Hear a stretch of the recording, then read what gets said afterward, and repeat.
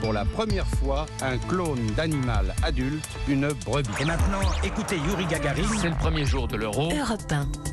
7h24 sur Europe 1, c'est l'heure du jour où votre plongée quotidienne dans la boîte à souvenirs. Bonjour Lord d'Autriche. Bonjour Dimitri, bonjour à tous. Le 12 avril 1992, il y a pile 31 ans, ouvrait Disneyland Paris. Le parc d'attractions est vite devenu la première destination touristique d'Europe avec aujourd'hui 9 millions de visiteurs.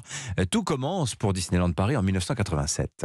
Oui, le contrat est signé en mars 1987. Philippe de Villiers, alors secrétaire d'État à la culture, veut faire d'Euro Disney une vitrine de la France. Les Américains seront obligés de créer une attraction ou plusieurs attractions nouvelles qui mettront en scène la civilisation, l'imaginaire français et européen. 5 ans plus tard, 26 février 1992, dernier préparatif avant l'ouverture. Et pour les spectacles, l'influence française est bien là, raconte le décorateur Daniel Augier. Vous pouvez retrouver par exemple des choses Louis XV pour Cendrillon. Vous pouvez trouver des armures du Moyen-Âge pour La Belle au bois dormant. Et surtout des touches de couleurs qui font des clins d'œil à tous les pays, aussi bien l'Angleterre, l'Italie que l'Espagne. Les stylistes ont confectionné à l'époque 400 000 pièces de costumes. Alors Disneyland devient tout de suite un immense succès commercial et c'est aussi une mécanique extrêmement bien huilée et ce, avant même l'ouverture officielle. Oui, pas d'improvisation ni de bricolage, tout doit fonctionner à la perfection et en particulier les attractions, dit le journaliste d'Europe 1 Éric de Ritmaten le 12 mars 1992.